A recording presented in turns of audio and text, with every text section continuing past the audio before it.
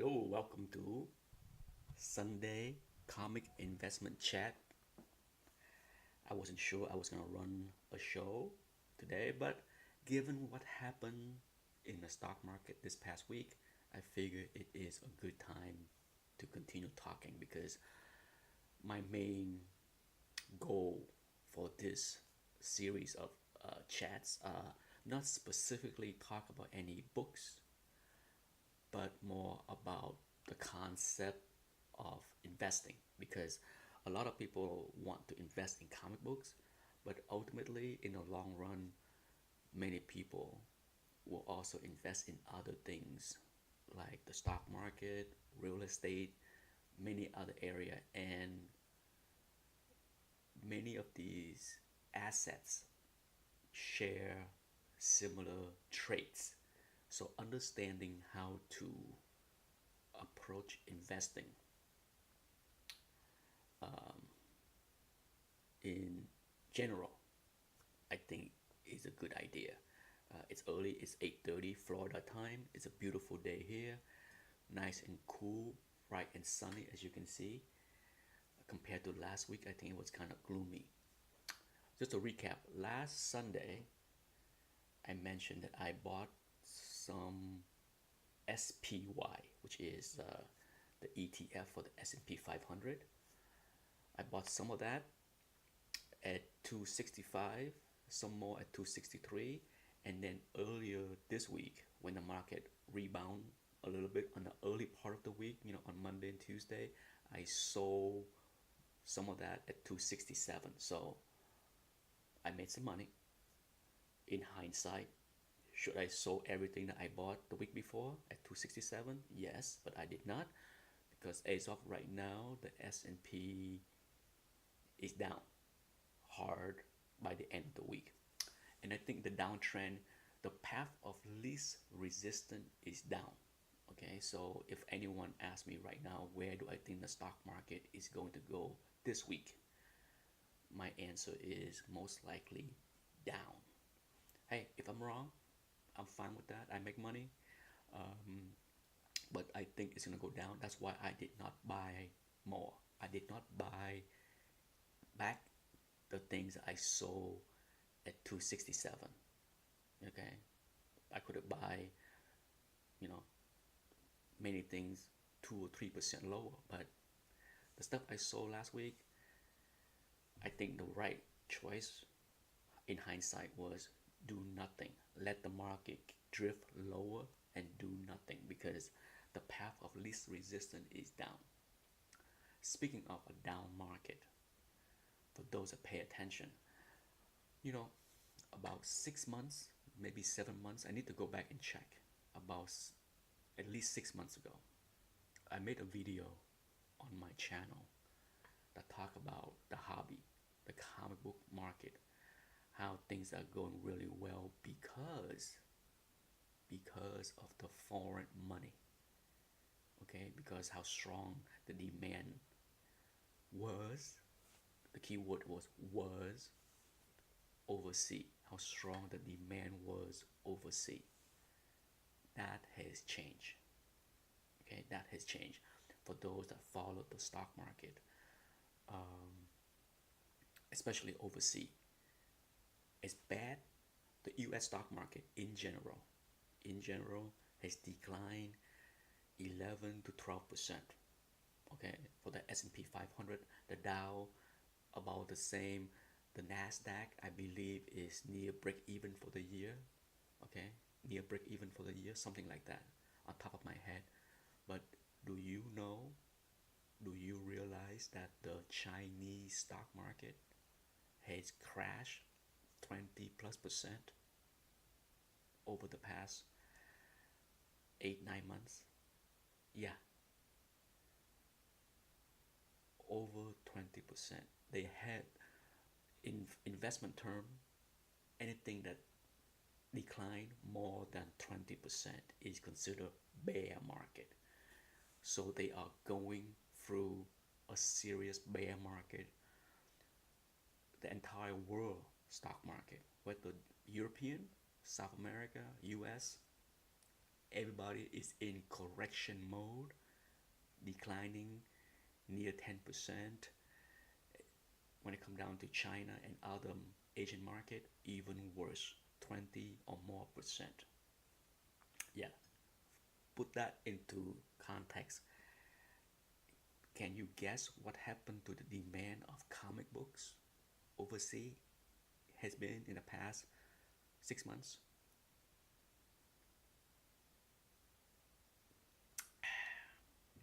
Zero. Okay, I can say with certainty that whatever demand that I saw in the Asian market early, I say late last year through the early part of this year, that's dry up. Okay, dry up. No email, no request, no wish list. On top of that, for those that follow the Bitcoin market, Bitcoin is huge in Asia. Okay, it's crazy. Hello, Deadpool, Aaron. As huge as Bitcoin is in the US, the primary speculation that has been going on has been in Asia. And if you follow the Bitcoin market, that has crashed 80%. Okay? The Chinese, hello, all about comics, the Chinese stock market dropped over 20%. The Bitcoin market dropped 80% from the high. Hello, Thomas Churchill. So it has been very tough in the Asian market. The Asian financial market, whether it's Bitcoin or the stock market, has been going through major turmoil. So there is definitely softness in demand overseas. Anyone that sell a lot of books probably can testify to that. Okay, because I have seen it directly. A year ago, I would have seen a ton, not a ton, but weekly email requests, inquiry from Asia on books. People that ask me to help them search for something. The last 6 months, big fat zero. And I don't think that's gonna change. That is not gonna change anytime soon, given what's going on with China, trade talk, and the US. The longer that drag out as far as what China is willing to do as far as doing the right thing, that their economy will keep taking a hit, and that would translate into less people speculating, buying comic books. Okay, for us, it might not be a luxury, but overseas, it is a luxury. Okay, comic books is much more of a luxury in the Asian market than a hobby. All right. Let's see. Hello, Blade Runner. Yeah, I have 8 people in the room. Thank you. Thank you for joining me. As always, this is being recorded. I will load the podcast later today after I have a chance to load it to my podcast. So for those that are familiar with my Podbean channel, it will be on podcast later for listening pleasure. um, as I mentioned earlier in the podcast, in the chat, that the purpose and goal for this series is to talk about investment strategy and approach that I use more so than anything specific as far as specific comic books. I need to repeat that every chat so that people don't sit around and expect me to say the hot book to buy this week is. I'm not doing that. I will never do that. Okay, there are enough channels on YouTube that you can get that kind of information. You don't need me to tell you what hot modern books or variant to buy tomorrow. on next Wednesday because there's already enough recommendations. I don't need to add to the pool. But overall, I want to talk about my overall investment strategy and approach. For many people that has been retired, have been investing money in their retirement or just investing. Not everybody invests for retirement. You should, but many people have stock portfolio and many other things. But I'm sure you have heard of the term diversification, right? That is to spread your risk out. A lot of people, I'm sure, have heard of that term. If you're old enough to invest in 401k, if you're old enough to put money in 401k, I'm sure you have been taught about diversification. And the key to diversification, for those that are not familiar, is spreading the risk. Why? Why are you spreading the risk? What are you talking about? ETA, Nick, what are you talking about? Not all assets move in the same direction. Okay, that's the key. Same direction. By assets, I mean could be stock, could be bonds, could be real estate, could be commodities. When it comes down to commodities, it could be many things. Could be oil, gold, silver, okay, and many other things. Corn, wheat, coffee. There's many things that are very different. But when it comes down to the asset class, not everything move in the same direction. What am I talking about? When the stock market goes up, does that mean that bonds go up the same amount? Does that mean that gold go up the same amount? Does that mean that real estate go up by the same amount? The answer is no. Nothing go up by the same amount.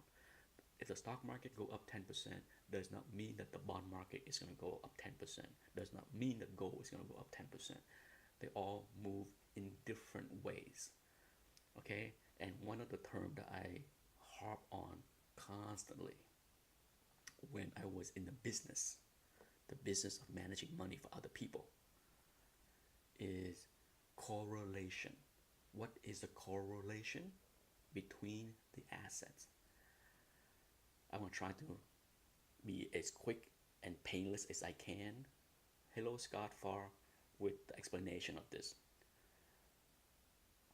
How different asset class move determine how it is correlated. When something is correlated 1-to-1, okay, when the correlation of two different things are 1-to-1, that means that if asset A go up 10%, asset B go up 10%.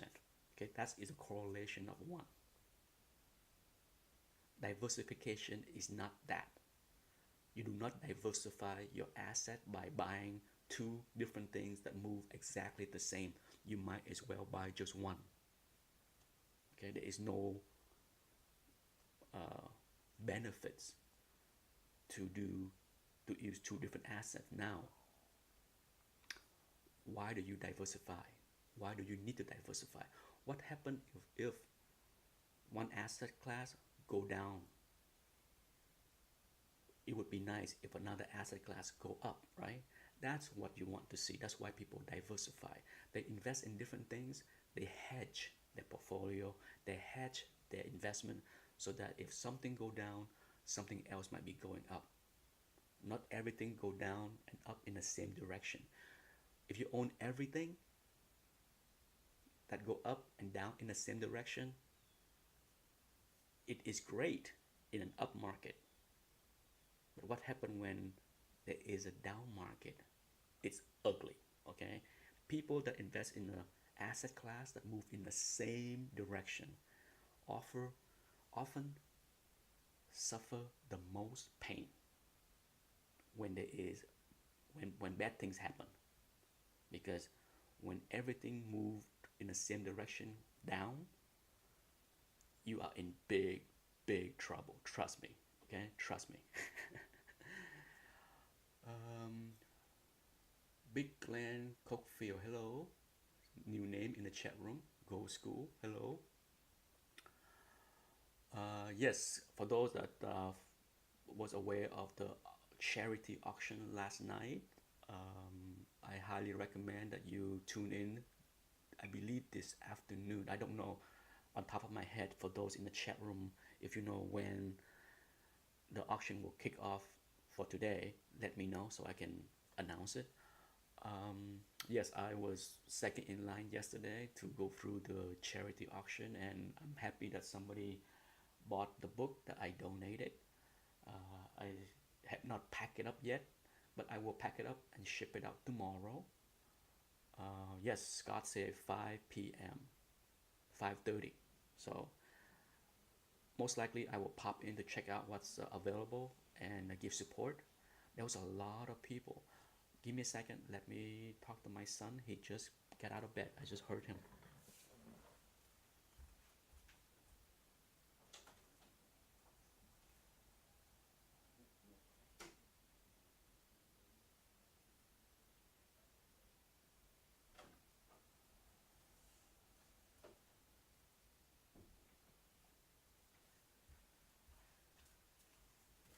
Yes, that's my son.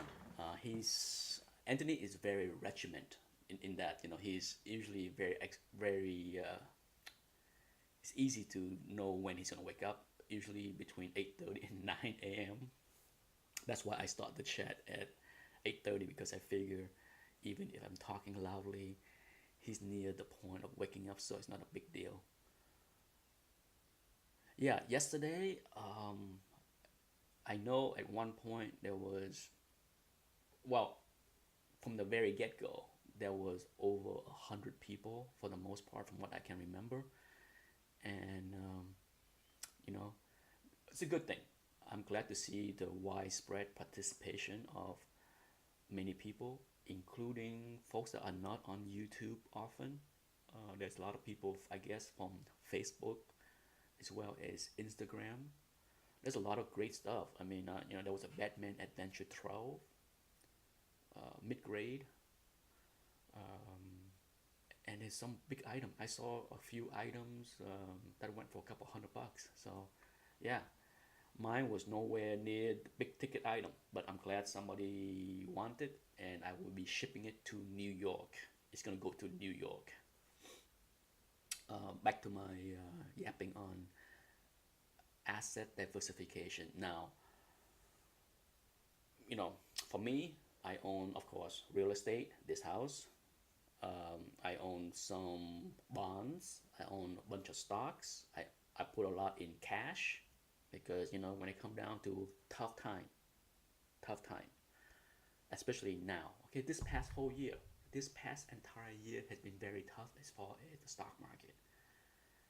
So I have been having anywhere from 30 to 50% of my liquid in cash, which is good because I can get in and out quickly, just as I did last week. But I'm sitting on I think right now my cash is roughly about 34%, which is fine. The rest of the stuff I have, I don't mind sitting in the stock market, not doing well. It is what it is. Um, I can't stress enough that if you invest enough in the stock market over the past, for me it has been, let's see, 34 years. I learned that panic selling is about the worst thing that you can do. A lot of time, panic selling is motivated by force selling because people either borrow money to invest, get a margin call. For those that are familiar with margin, it's ugly. I made that mistake many years ago. Um, I never forget that margin call that I got, and it's stuck in my mind ever since. And I have never used margin again. I learned the lesson early, quickly.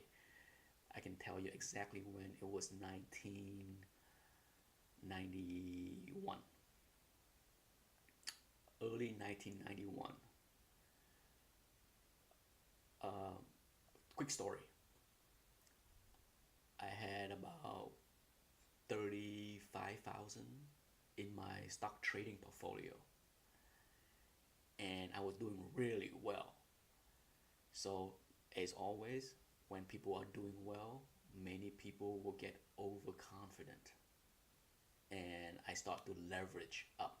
I start to borrow against my 35,000 to trade bigger, right? Hey, if I can get 10% in a month, why not double up so that next month I can get 20%? Crazy, crazy young trader thinking, right? And guess what?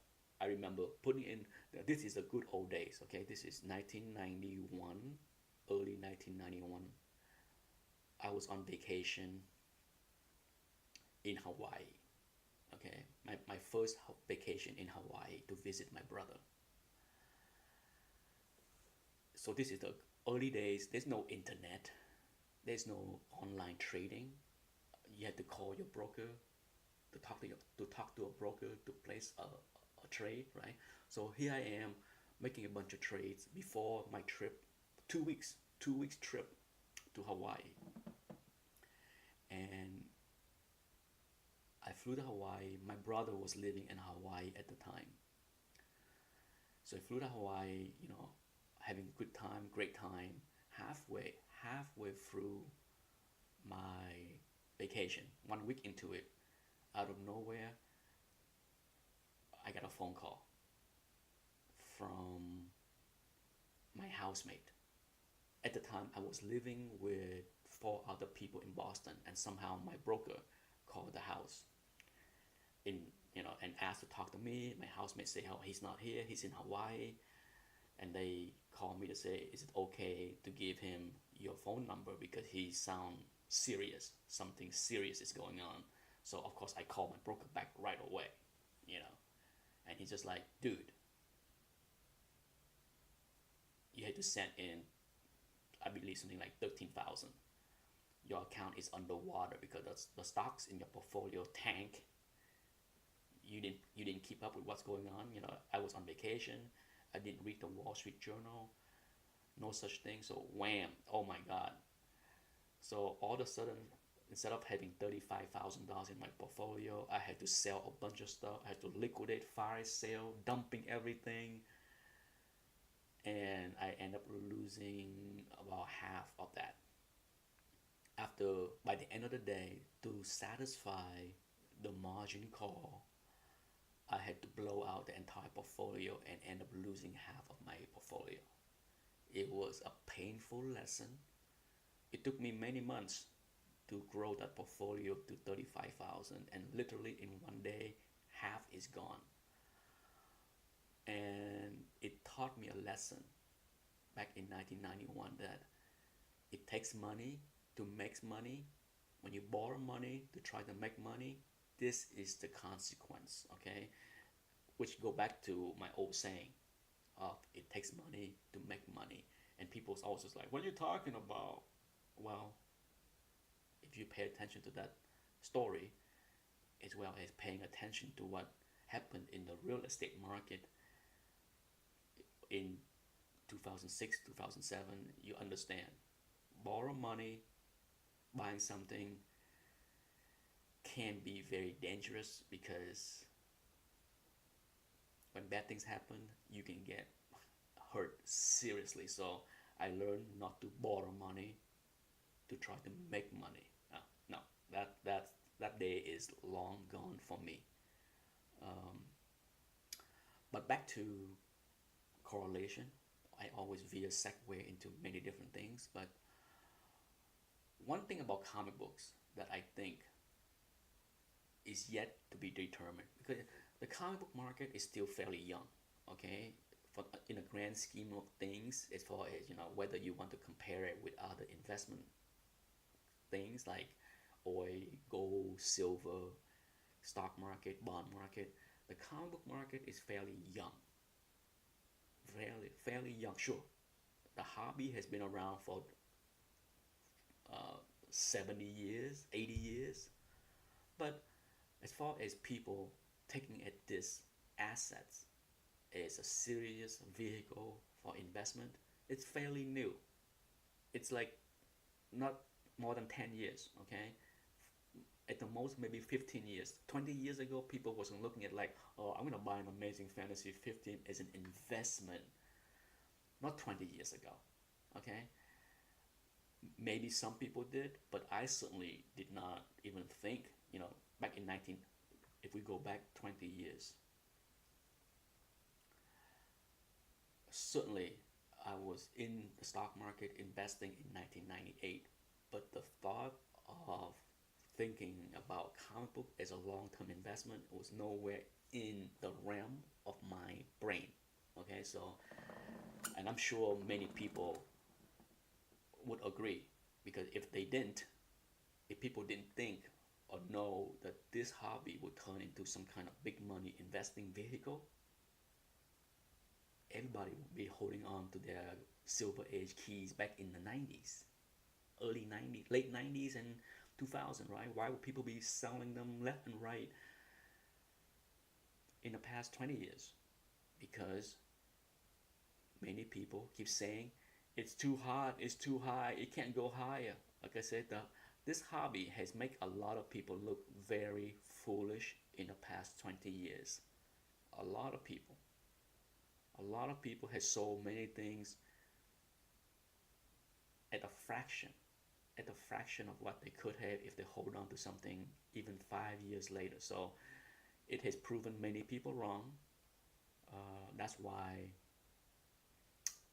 you hear me talk about this on my channel often. I'm not in the business of calling the top or announcing the bottom when it comes down to this hobby. Cannot be done. I'm not smart enough, certainly not quick enough to make that kind of calls. Okay, other people can go ahead, make the call. Make the call, proclaim your genius. Hello, George and Scott Farr. Um, but because this asset class is fairly young as far as investment vehicle, it's yet to determine how it moves compared to other assets. What is a correlation between the stock market and the comic book market? Is there a correlation? Absolutely, there is a correlation. But for sure, at least we all can go back to 2008. Okay, we can all go back to 2008 and look at how how the big books perform compared to the stock market. The stock market crashed over 30%, 37%, something crazy, okay? A third of the stock market was wiped out, or even more. Surely the big keys, the big comic book keys of the Silver Age and Golden Age did not suffer that kind of decline. So the correlation is not one-to-one, okay? For those that listen to this since the beginning, a correlation of one-to-one is about moving in the same direction, in the same magnitude, okay? So in that sense, it's a good thing for this hobby, because it's not a one-to-one kind of correlation, because if it is, many big keys would be down 10% plus. Think of Apple stock, think of Facebook stocks, think of many popular big name stocks that have declined 20%. Can you imagine if Hulk 1 declined 20%, how many people would be crying? How many people would be whining? How many people would proclaim that they were right, that this is the top of the market, right? But so far, that's not the case. Okay, so in that, it's a good thing to diversify your money, to put some in this hobby, to put some in the stock market. I hear this all the time from a few people. If I want to invest, I put it in the stock market, buy some mutual fund. Comic book is not an investment. Okay, if that's what help you sleep at night. The problem with that kind of statement, and I have heard it a million times, I roll my eyes every time I hear it. It's like, if you don't know or don't understand, that's okay. If you if you don't know, don't understand, don't invest in anything, whether it's comic books, stock market, commodities, bond, you name it. But don't go make the statement as if like, oh, I don't invest in comic books. The only place to invest is mutual funds. How's your mutual funds been doing the last 3 months? Down? Yeah.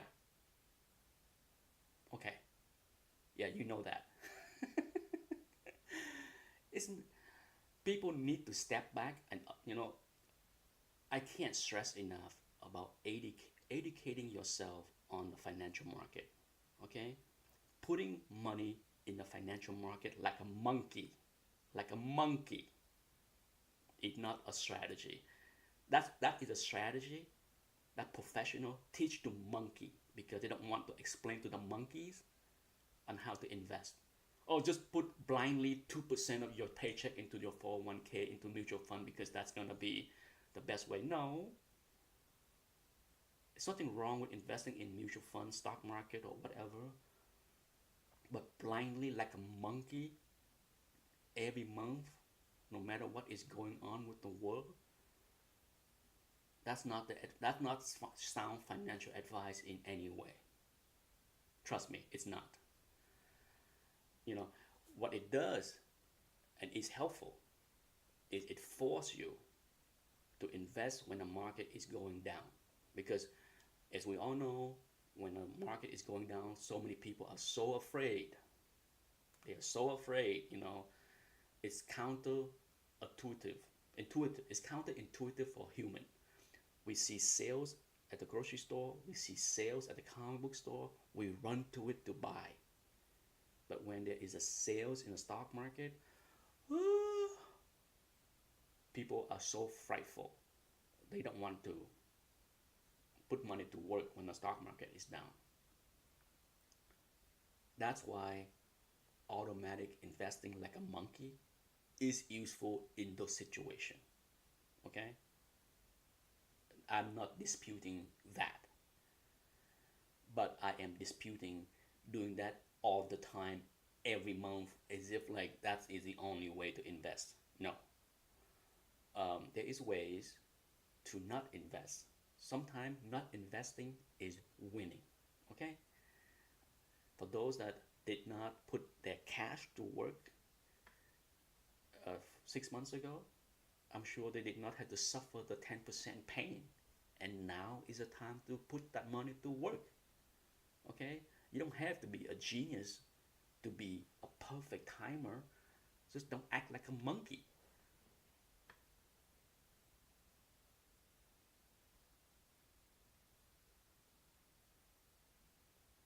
JLS, hello. Welcome to the chat. I have never thought of it as a stock market sales, but that's so great. Indeed, you know, if you look at the stock market, the trend, the any 20-year trend, okay? Any 20-year trend period, the direction is usually up.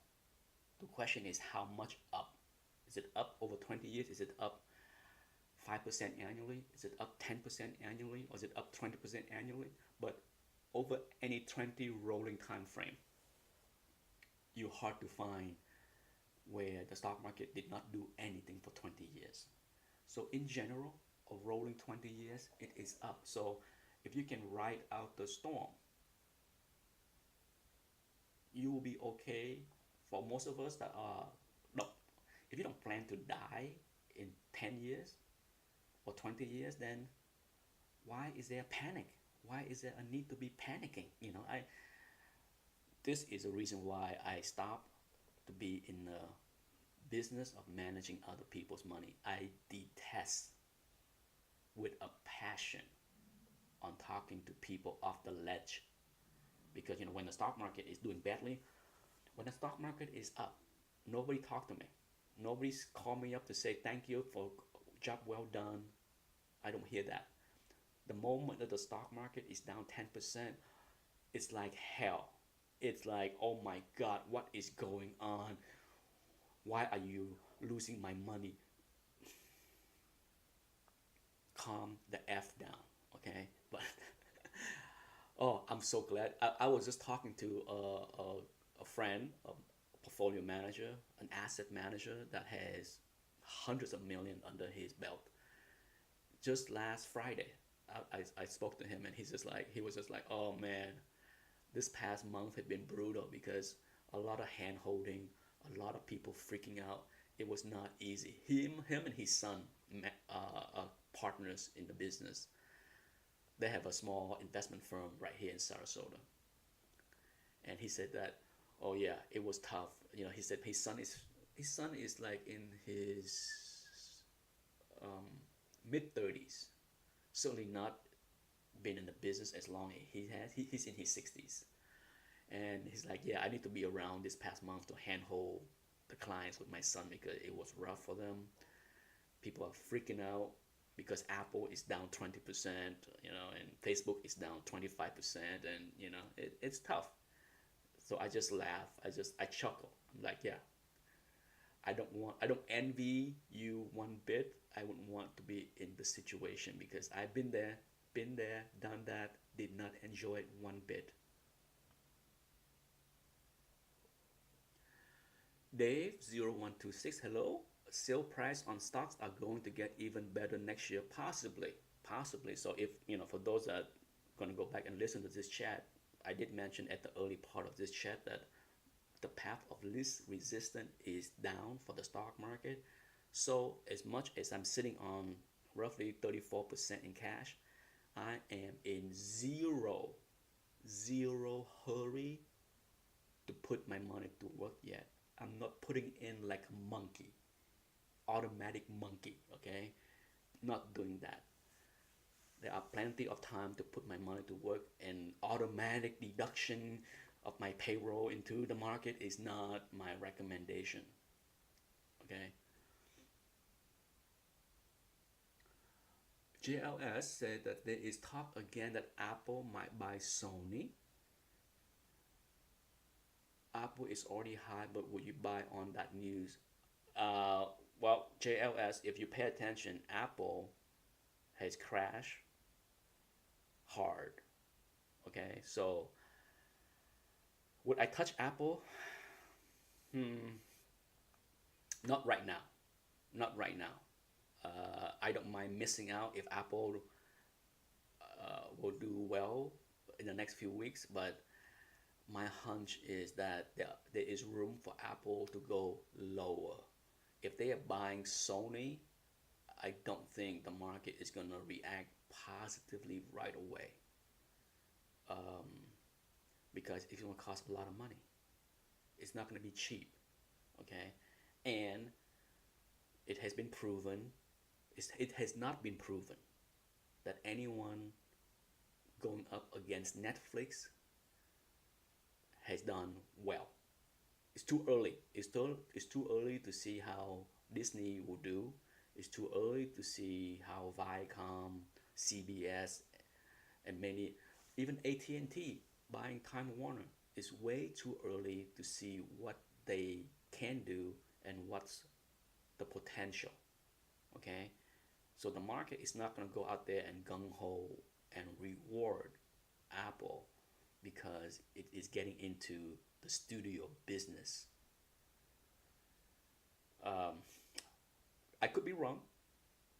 When it comes down to the stock market, I'd be the first to say that, hey, anyone that has participated in the stock market will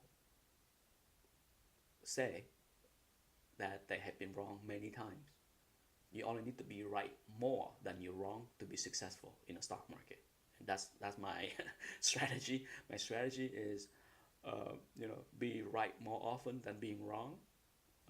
But for now, I put my money where my mouth is, which is I don't like The last time I owned Apple, for those that want to stick around, I can go into my account and see when did I sold everything Apple a long time ago. It's been a while. Let me look. Well, it's 9:10, so I got 20 more minutes to go. So if I see any more questions in the chat room, I'd be more than happy to answer it. Okay, but for now, um, as I mentioned, it's good to have the comic market not behaving in a one-to-one correlation with the stock market, because if it is, we would be down significantly across the board on all keys. Okay, and that's not the case. Okay, what did I do with my Apple stock? It's been a while since I own Apple. I trade Apple quite frequently in the years past, but this year I think I took my foot off the pedal when I come down to Apple, because I just did not like what's going on with the market in general, as well as with Apple specifically. Filter Apple, here we go. The last time, wow, it's been a long time since I traded Apple. I was right. The last time I traded Apple was, I bought Apple in September of 2017. September 2017, I bought some Apple at 153.72. Less than 4 months later, well, 4 months later, in January 24th, 2018, I sold everything, all of those shares at 175.02. Okay, so did I miss out the jump to 200? Yes. Okay. Apple, after I sold at the beginning of the year, Apple went on to 225. 233 to be exact is the all-time high. Okay, so I missed out on a whole lot. Okay, I can be honest and admit that. But right now, Apple is 165.48.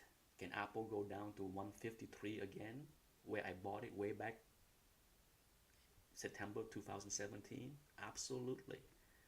Why not?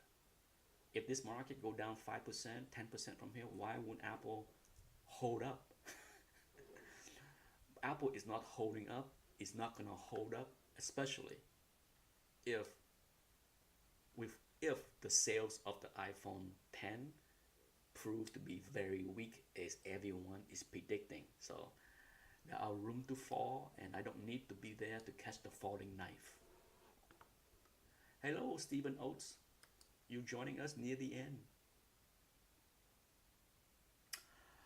So for me right now, I think the market, the path of least resistance for the stock market is down, and that will translate into how poorly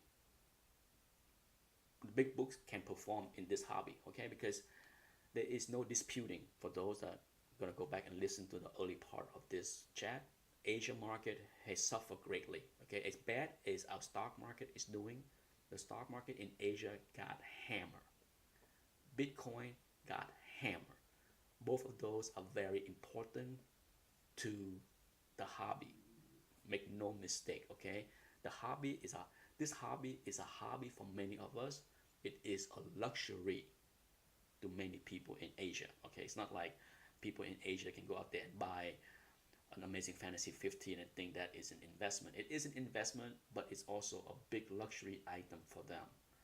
And because there's financial market and Bitcoin has been crashing, there is definitely a cool down, completely dry up market for this hobby, in my opinion.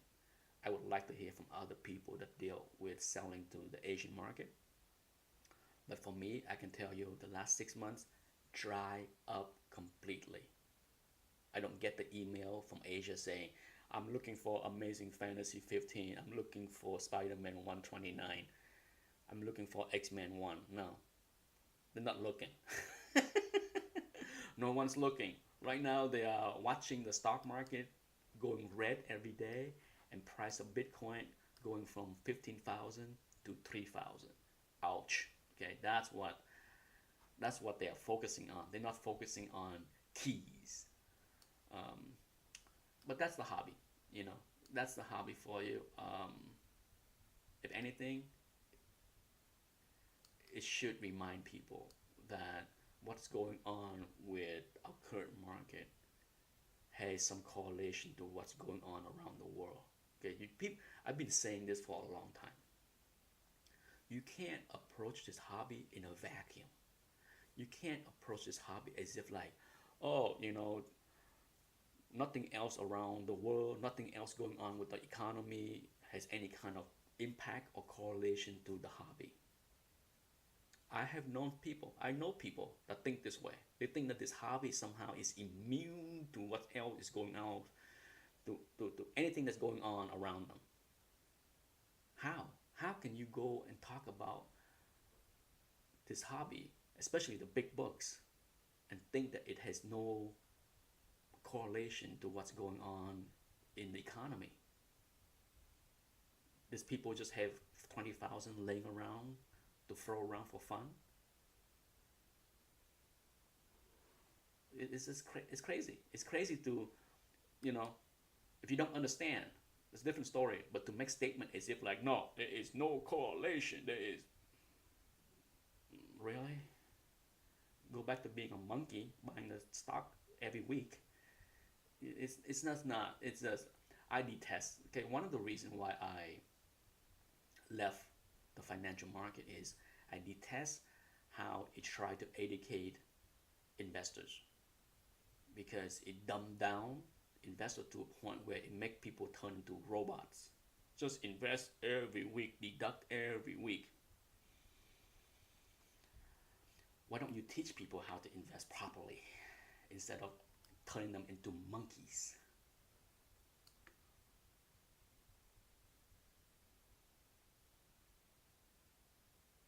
Yes, comic book brother, there is correlation.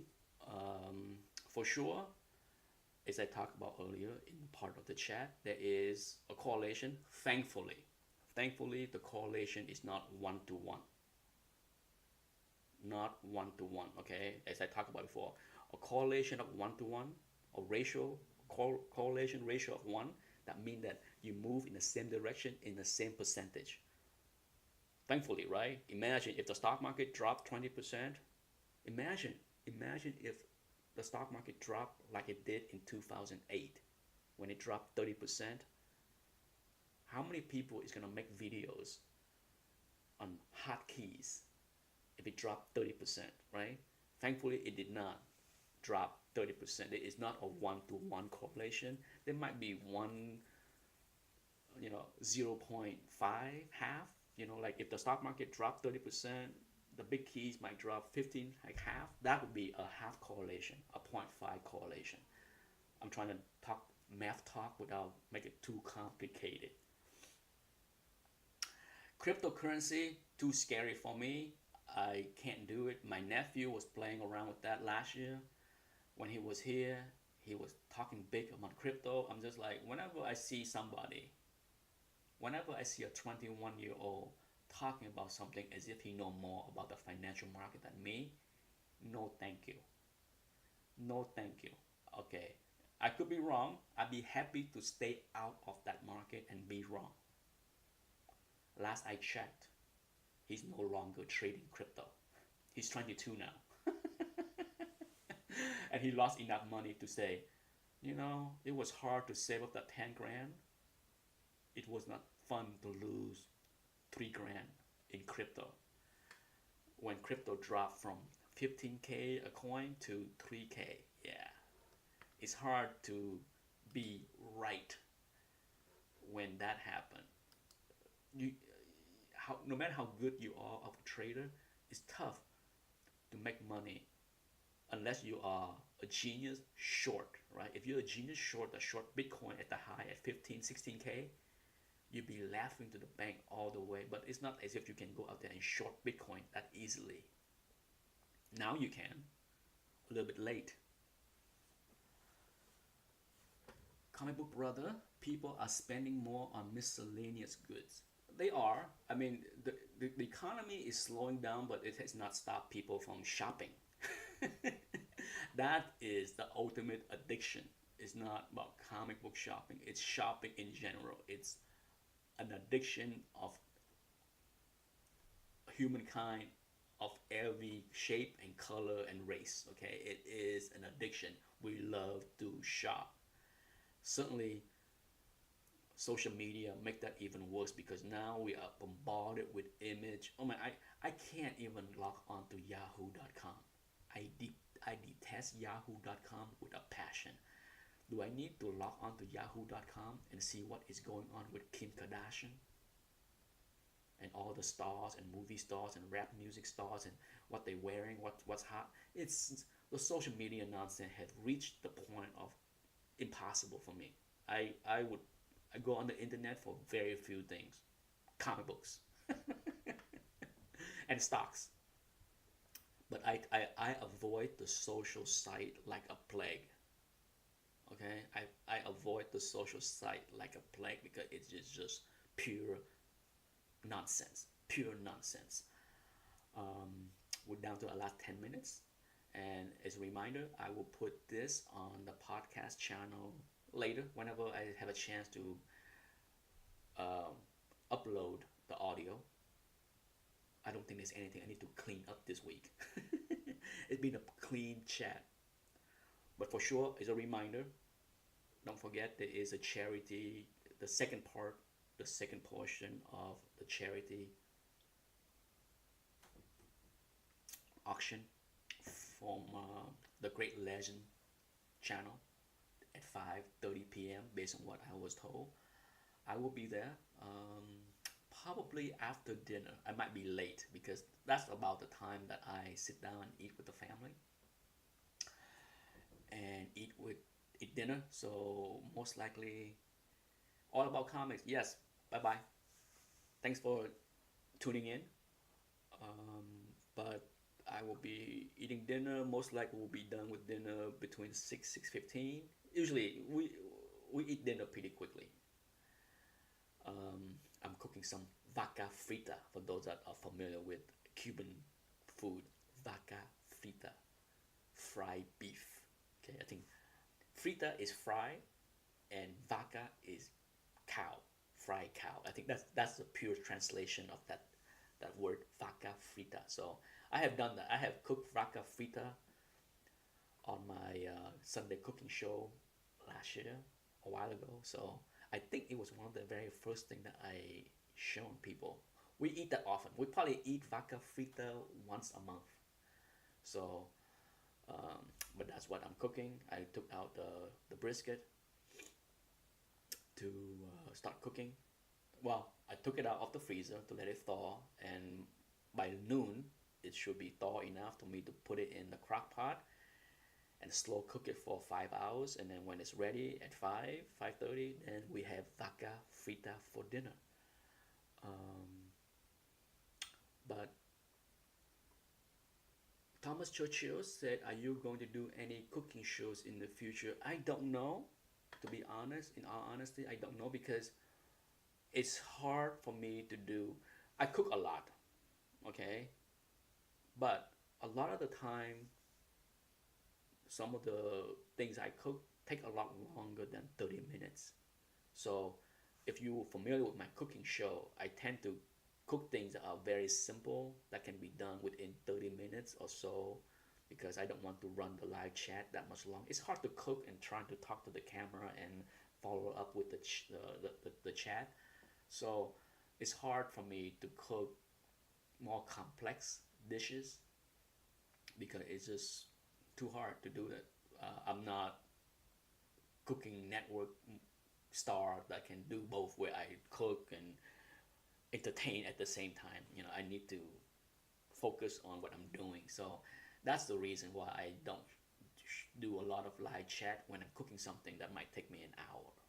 Okay, it's I prefer to get things done in an hour, but if I do a live chat, then it take a lot longer because I had to talk, stop and talk and check the message and all that stuff. So yeah, that's the reason. There will be a mukbang hot sauce hot wing challenge series of video with me and my son starting next year. That will be a lot of fun. I'm so happy that my son has developed a love for hot sauce. Um, so he has been eating a lot of hot wings, and together we have watched a lot of Hot One challenge. For those that are familiar with the Hot Ones challenge on the internet on YouTube, where where movie star, TV star, rap music star, athletes, professional athletes uh, eat hot chicken wings with Sean Evans, the host. We have ordered all of their sauces. Okay, you can go to their website and order all of their sauces. Um, and I'm I'm excited to test because I watched all these hot ones videos, and some people can't handle certain sauce, some people can. I'm no hot one kind of person that can eat every hot sauce. Okay, I'm not. I enjoy hot, but I have a tolerance to certain thing where after a certain level, it's no longer fun. Okay, I like hot, but I like to enjoy my food as well. I don't want hot and pain. But we will test out every sauce that they have. We will randomly pick a sauce every week and then do a mukbang. We're gonna cook up some wings, throw in some other food, whether it's ramen or whatever it is, and we're just gonna eat up. Me and Anthony will sit down and eat some wings and some whatever other food we throw in and enjoy and give you guys our opinions of what we think of the hot sauce. Hopefully it's good. Like I said, I want to enjoy my food. Okay, I'm not out there to eat hot wings that are not fun to eat. It has to be good, hot, and fun. Someday, Scott, we might do the one chip challenge. I have done it off camera before, and I survived. It's not, you know, it's pretty bad, but I have done the hot ramen challenge, the double hot challenge, the double spicy. That's really hot. I did that on the internet on YouTube on my channel. So it's time for me to go. It's 9:28. We're winding down to the last few minutes, so I look forward to that new series. It's gonna be 16 weeks. Okay, 16 videos of that because we have 16 different sauce. Unlike the hot one YouTube videos where they do 10 different sauce on 10 different wings to see if you can handle the level of hotness. I told Anthony, why would I want to do that? I want to enjoy the food. I want to be able to taste the differences and give my opinions. If I eat 10 wings with 10 different sauce, by the fourth sauce, the heat will just kill every taste buds and I won't know what I'm eating. So we will eat one sauce per episodes so that we can figure out if something is good, something is too hot. We'll find out. But anyhow, it's time to go. Thank you for everyone for joining me. As always, I have no idea if I will have this on a weekly basis. If I didn't have anything going on and I have something to talk, then I will have it next Sunday. If not, it's okay. I'm sure people will survive without listening to me every Sunday. It's not important. Go school. Bye bye. Thank you for joining me. Um, Thank you for all the thumbs up. I see 9 thumbs up, and I think at one point I have 15 or 16 people. I know, it's early Sunday. Oh, Silver Age Dave, I did not see you until now. So Dennis Hayes and Silver Age Dave, thanks for popping in. Enjoy your Sunday. Time for me to make some breakfast. It's time for some bacon, egg, and toast. Yes, Anthony is eagerly awaiting Daddy to make some bacon and toast and eggs. Bye bye.